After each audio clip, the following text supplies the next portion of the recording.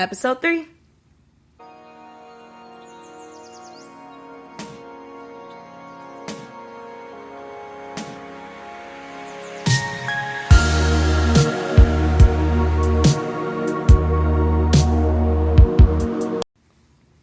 Hello, everybody. I'm Arianny. I'm Nicole. And welcome to Pink Bonnet Talk.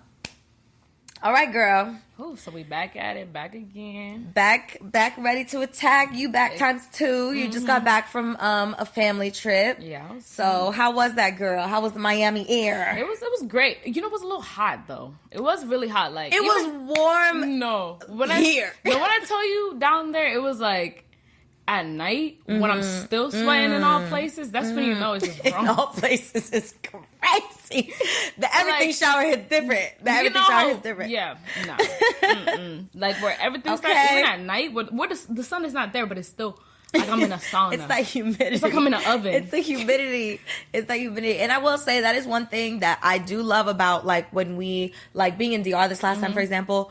No, but I feel like DR is cooler than it was. air. Well, that's the thing. Like, it wasn't as like it was more crisp air. It was more dry air. I felt like I was stuck in just the heat. But besides that, it was a good time. Nice. How was it? Like, you know, with family vacations, you either love them or you come back fight with people. So how was it like being with everybody, enjoying that space for your family, and having like, you know, more friends and things like that as well? I feel like for the vacation, I mean, you know, you've been on our vacations. You know, it's a movie every night. But this time, it was a movie, but it was like a fun movie. Like, yeah, it was like Thursday, Friday, and Saturday. So party every day, like drunk every day.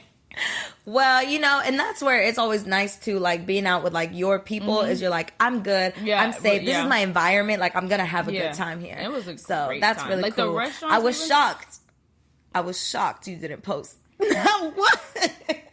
Listen, because I was in the moment. I was in the moment with the vibes of my people. I mean, I try to post as much as possible, and I think I will eventually post the pictures I did take because they were good pictures. That's one thing I love about you is that you always still capture the moment like for yourself, but you keep it close to the vest. Because that camera roll is full. As it should be. As it should be. It's funny because like when we go on vacation together, I'm the person, I'm like, everybody put the picture into the drive now because I'm going to post it in minutes. How was that? We didn't put it immediately. Everybody did it after the vacation. Yeah. Because I think we're all like those type of people. There's a couple people on our vacation who like posting, like doing all of that like stuff. during the moment. But me and my siblings were not like that. Like, I don't think y'all keep everything. Y'all keep everything. I think that's cool though because then you get to like sift through it and see what you really want to share. Right. Versus of course, I still plan on sharing the pictures because they were great pictures. And you know, we was on a yacht. You know, I have to post them pictures. They gonna get posted eventually. Put that out. So follow the Instagram. I will say that is one thing. I think is like so funny with our group too. I was definitely the person that was very much like, give me those pictures because I'm trying to post them right away. And that's one thing now that I'm learning with being more deeply involved in social media is waiting until I leave a place to post about it. Yeah. That is like scary people out there in the it's world. Really, girl, that was something like I did not think about for a long time was when I am like out at these events or like doing something.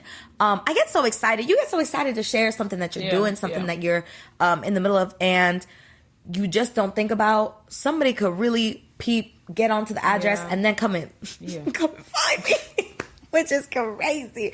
That's the type of stuff I think though, starting to build like a physical presence on social media, you usually don't think about and then you have to think about. Right. I mean, I feel like that's just the whole different aspect of social media that like, that's a lot. I didn't even think about that to be honest. It's like I'm more of a private person, so I like moving my life privately, and I feel like social media can sometimes be like a big outlet where like people can like perceive your life, think your life is a certain way, which is not. I mean, it is that way because those are actual pictures that was about your life, but it's not your whole life. And I feel like in that aspect, people can try to be just close to you and be near you just because you look like you have a good life. So I feel like that is just my perspective on that. It's like I don't want people to be in my life just because I look like I have a good life. And you know, I think with that too though, it is always like difficult because Instagram was never meant to be a place to capture our holistic experience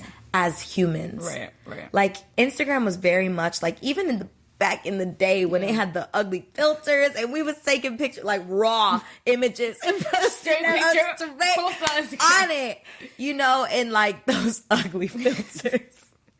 But like, even then we would like try to eat, like we would either in one way or another try to beautify ourselves or be showing something cool that we're doing. Instagram is not like that no more.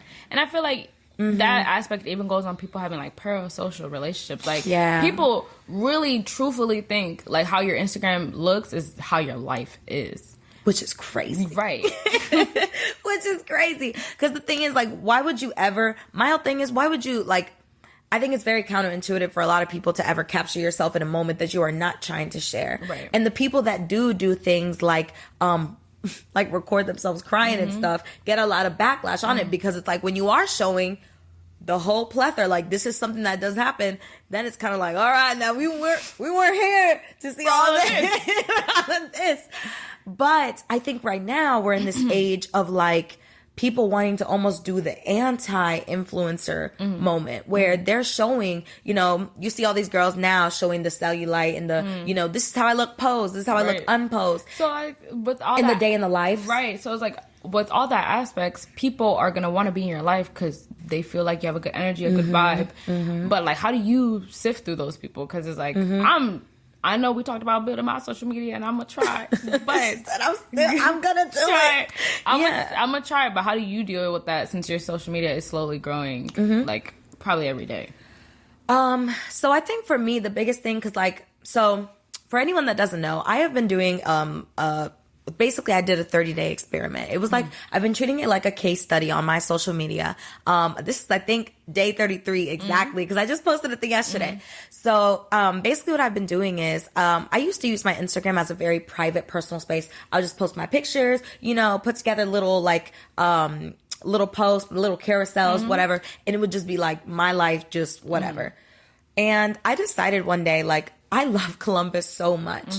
I think that this city has so much to offer, and it is such a wonderful place, especially for people that are involved in business or arts, culture at all. And so what I decided is I wanted to start highlighting these aspects of the city on my Instagram. Right. And in doing that, I have really found that people show up. When people feel like they're being brought into a community, or people like notice that you're trying to put the city on in any way, the people do come. Right. And that has been a really beautiful aspect. But also with what you're saying, it's always interesting having to sift through opportunities or people wanting to, you know, kind of, you like be a part of your time in any way, trying to sift through, you know, the ability to have so many people around all the time or be invited to so many things. And I think, to get back to your question, breaking all of that down for me has come to, is this something that feels part of my mission? Does this align with what I'm trying to do next? Because if it doesn't, then, you know, like, is it an investment? I kind of am starting to see everything right now as an investment. And on one side, it sucks that it feels so transactional in that way. But on the other side, for me, this also feels like the best time to use the most expensive thing I have. Right now, the most valuable thing I own is my time. So I'm choosing to monopolize it in places that feel close to my heart and what I want to do moving forward. Not just right now. Not giving into those pleasures of like, I'm trying to just go to the club and be rocked today. Right. Yeah, like, you know, like I feel like I used to give into those type of things like a lot versus now I think about, okay, if I go and I get rocked at this club, I won't be like feeling great tomorrow, so I can't get up and do some yoga that I would love to do. But then how do you feel about like personal people trying to get close to you? You know what? I've been really, really valuing the people that have been sticking along, like people that have been my friends forever since the get and really, really supported me through this like interesting time, through this shift of what's going on in my life. I'm starting to just make sure I block out hours of my week for these people. Because the way I see it is, investment in others that love me is an investment in the betterment of my time in the future as well. Because these people have been here, see what's going on, and are going to be a part of that mission, or are cheering for that mission, or want to be a part of that mission. You know, like, I think that investing in the people that are good to you and have been good to you, like, you just have to block out those hours. Just say, you know, Tuesdays and Fridays are for my people from 5 to 8. This is the time that I take out to do this. Right. Okay. All right. I feel you. Yeah. I feel like for someone for someone like you, like, I feel like you value your private time so much. How do you make sure that you're monopolizing your alone time and making sure that you leave time for yourself at the end of the day? Because I feel like you also hang out. Yeah. Like, you do your thing. Yeah, like, I feel like you move and you work, obviously, and do your thing. So I mean, with the aspect of, like, I guess doing social media stuff, I would be like, I don't know. I just always am alone. I think that's why my Instagram looks like lone. Like, it doesn't have that many pictures, but I'm like, not. I be outside, you know, too. Yeah. But I think I'm always going to value my alone time and me and my privacy in life. But how do you even balance being private and being on social media? For me, I have noticed there are just certain things I keep to my absolute core. Like, things that are just like, whatever I really don't want to share, I don't even attempt to allude to or stuff like that. Like, there's certain things I keep close to the vest. But at the same time, I want people to really know, like, what I'm about right now. And so for that reason, some of the also most valuable things to me, I've also been putting out there and kind of just sifting through. The way I feel about it is, if you separate and designate the things that you want to make sure that people trying to enter your community understand about you, your morals, your values, the basis of what makes you want to even share your life, if you can give people that and make sure that they understand those things, your community will not clamor to understand the juiciest things about you, because they're there for whatever you're there for, which is why it's being built. So, for example, I really, really care about putting small businesses in Columbus on. My community, I feel like that's coming along for this ride, is very much about that as well.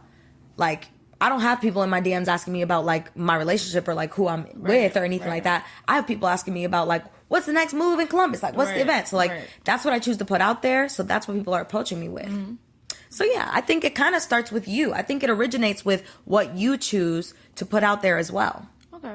I feel it.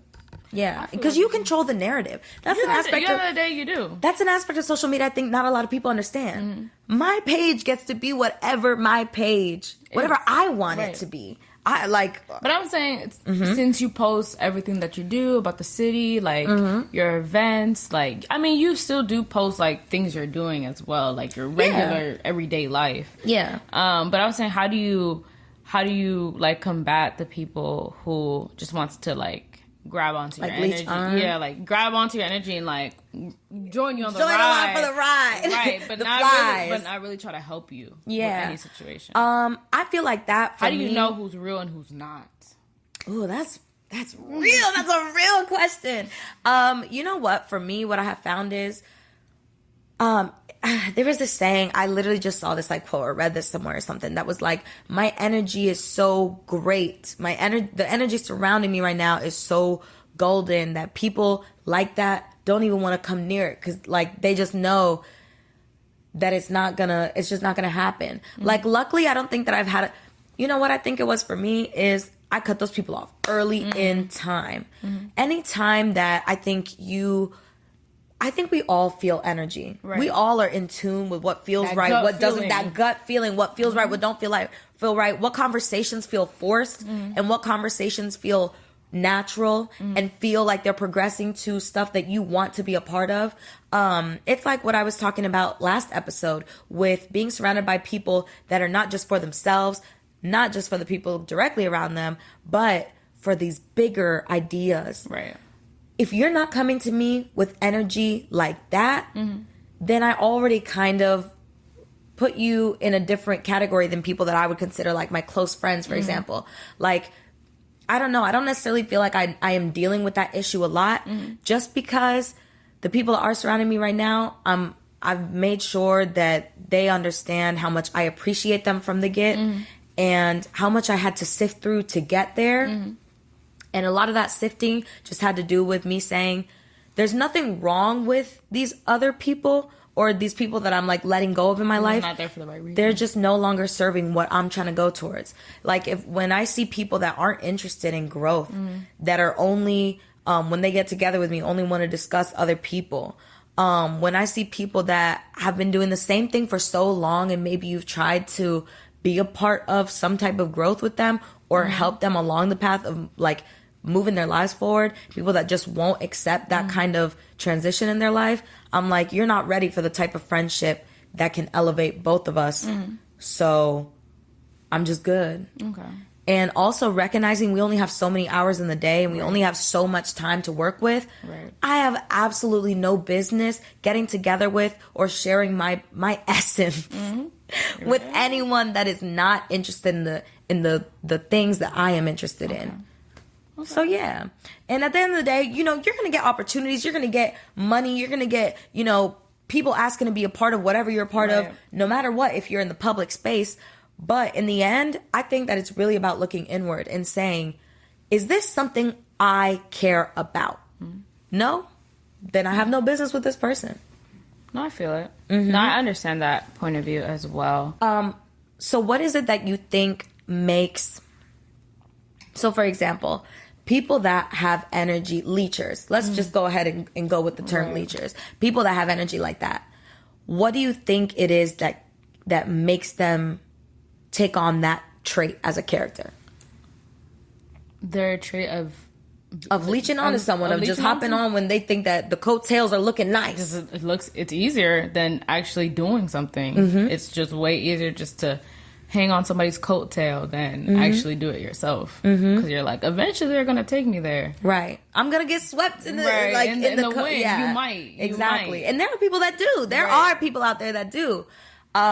For me, honestly, I think that the difference is being able to recognize a talent or being like fixating on the fact that someone could really do something great and knowing, having enough context to admire that, but not having enough within you to execute it. Right. And for me, that difference is grit. Do you have grit? Do you have the thing within you that allows you to withstand the process from this is what I want to do and this is how I do it?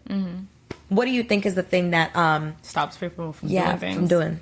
I would say mostly it would be like more of like fear and maybe just a little bit of their ego as well. Because I think reasons people don't do anything or just stay very stagnant in their life and not do something that they always wanted to do, or they might even have the talent to do, but they're just too scared to do it, or their ego, they don't want to get hurt because you might not get the numbers that you wanted, or you might not get the likes or the whatever that you wanted. So I feel like it's fear within themselves and a little bit of their ego. They don't want to hurt that ego, because I feel like the ego can run your whole life if you let it. It can, if you let it, absolutely. So I feel like it can be that and a little bit of fear as well. Like they're scared to put themselves out there. Now, you know what's something I'm going to ask, with you being a Leo. How do you balance out your ego? My ego? Because, I think that we all have to have some sense of ego. I have some sense of ego to be wanting to live so publicly right now. Right. You know what I mean? Like, we all have a sense of our ego. How do you keep your ego in check? Because I feel like you're a very balanced person, despite the fire sign within you. Despite the fire sign. I mean, I feel like how I control my ego, because I feel like my ego can come out in like different aspects of like that. But it's like I don't not think I'm egotistical. I don't think I'm better than anybody. I don't think I could do anything better than anybody. But I feel like my ego come out in different ways that it's not very like outwardly presented. I feel like if my ego's in play, I usually just really keep it to myself. And I don't, you just be writhing inside. It's gonna pass eventually, but. Usually if my ego is really out there, it's more to myself, and I don't really let people see it and be like, oh, she got a big ego, like she thinks she's better than this. But I honestly don't. I think for me, I have decided to... I've fought my ego for so long by like I think allowing insecurity to rule and telling myself that was me being humble. Then I decided to become friends with my ego. And I decided that my ego was the thing that was giving me the confidence to go from being a thinker to a doer. My, like, leaning into my ego as someone that was coming from very, like, I want nothing to do with it. I don't want to acknowledge it. It's like what they say all the time of people, when you try to suppress something for so long, then at some point, when you decide, if this is a part of me, I need to just embrace this. Yeah. You know, it changes the way that you move. I feel like my ego, I mean, I just thought of like how you were speaking just now. Like, I was thinking about my ego, and I guess one thing that I do that can be egotistical is like, I see something and I'm like, I could do that. Like, like I see a hairstyle, I'm like, I could do that. But so you know what? That makes you a doer because, for example, girl, you be full on taking whole hairstyles. Like, I don't know. I just couldn't. When you came out with these twists this one time, I was like, if I tried to section the back of my head like that, it would look so crazy. And like, even. And I think that aspect is like probably any aspect in my life. Like, why we did a podcast. I was like, I feel like we could do that. We'd be talking anyways. Yes. Yeah. Talk a little bit more on that. Because, like, that really was a thing where we was talking about all the time. People say they want to do podcasts all the time. Like, what do you think what got us here? Yeah. What do you think got us to the point we were like, pick up the phone, start recording. Like, let's get into it. I don't know. I feel like we always be talking anyways. And I feel like we always have really good conversations. So it's like, girl, we could just record it and do it. We can do that. And I feel like that is how I guess my ego can play in my life. It's like, I see something, I'm like, I could do that too. That looks like a fun time and I want to do it too. Yeah. So I'm going to do it. And I think... You said, I want to be a part. I want to be a part. I know what fun times I'm So I think that's even why we did the podcast. I was like, because I was like, we could do it. And then you was on the same page and you were like, we could do it too. So I was and that's where I feel like us harnessing our egos has allowed us to get to where we like to the point where we just decide to do things is because at one point or another we both looked at each other and we're like, we could. I mean, I think I'm waiting for that to hit my social media aspect of me. Yes because I feel like I could do it, but it's just like it's a lot of time. You take a lot of time. It's a lot of time. The thing is, for me, here's what I have decided about like really getting my social media popping, getting active. I was just having a conversation with someone about getting active with your social media. The biggest thing for me was just deciding to record, deciding to take the picture. If I'm admiring a moment, and the way that I choose right now to admire, like, I've always been the person that struggles within being part of the moment. You know, we had this conversation when we were young. Is y'all would be like, Arianny, she always here with the camera. She always here recording. But the way I've always wanted to capture the world sometimes is to keep it for me. Like, I'm about to spill the beans. I'm about to spill the beans on myself again. So I struggle with a thyroid disease. And for me, one thing that is weirdly affected is my memory. And from the minute I noticed that, I started taking more pictures and more videos. I wanted to be able to look back on moments a lot more, which was such a weird way to start that, like earlier on. But now, where I'm doing it in public spaces, is I'm just like, most of the time, I'm either not going to see these people again, or they're going to see the video, think it's kind of cool, and be like, she did have to record it to get the content. Okay. How do you get over the aspect of looking at a picture for too long? You're like, damn, I'm ugly for real. Ooh, I got something for you. Yeah. So for me, I've always been deeply insecure. Like, I've always kind of been either like a little bigger or like I've always thought that a lot of insecurities. Yeah. Oh, yeah. I think we all do. We all do. And then like we really don't talk about it unless we're in certain spaces. But yeah, like for me, like my biggest thing was that I always felt like I was just a bigger girl. And I was like, how am I supposed to... I do want to be in front of the camera, but I never felt comfortable with myself. And I always felt like I looked kind of different from people. I always, it was so weird. Like growing up, I think especially being like women of color, I felt like the ideal forever growing up beauty was like that Eurocentric looking, look. Girl, you talking to a girl who's straightened her hair for like 10 so years. Long. Can we pull up a picture of that on the screen? Like, honestly, like the Hollister, the Hollister prototype was like what I thought I needed to look like. Oh, I forgot I got a tattoo today. I started scratching it. But yeah, so the way I started to get over that was I saw this beautiful piece of writing. It was on somebody's story, and it basically talked about photographers say all the time how, like, photographers get told all the time how, no, like, don't take the picture, like, no, because they're afraid they're going to look wrong in a picture. But, like, this is just how you look. Mm-hmm. This is just how you walk around every day. Mm-hmm. Anyway, you like it or not, this is literally how you look. So you have choices. You can embrace it and decide if this is what other people are seeing, this is what I want to see too. And this is just what I'm about to put out there. Number two, you can deny it and just decide that, like, you're not going to face the terms that this is really how you be walking around and looking. Right. Or you can just, like, I don't even know if there is a third option, but this is literally just what it is. Like, I have just decided this is how I look. Right. And if I don't get comfortable with this soon, I'm going to spend so much of my life hating the body that gets me from home to work. The body that allows me to run through fields, the body that allows me to meditate, the body that allows me to go out there and do big things and talk to grand people. I have all of these things about me, like all these little atoms are working in one way or another to make sure that I can go through my daily life. So why would I hate my body? Damn, that was a word. I mean, it's true. Like, this is the body that serves you. Your body works every day to take care of you. I understand that, but then it comes, like, what I say, I understand this, but where it comes to aspect is, like, I look at a picture for too long. Now I look at my eye, it's down here. That's real. But you know what? At the same time, girl, that's why you can't look at it for too long. I take something, and even if I'm in it and I kind of hate it, if I hate it so much that I keep wanting to look back at it, then I just straight up won't post it. I'll just toss it to the curb. This is a memory. But that's also why you can't look too long, because if you look too long, you're always going to find something wrong. You are always going to find something wrong with you before someone else ever does. Damn. Ooh. Hold on, I get myself the sprinkles with that one.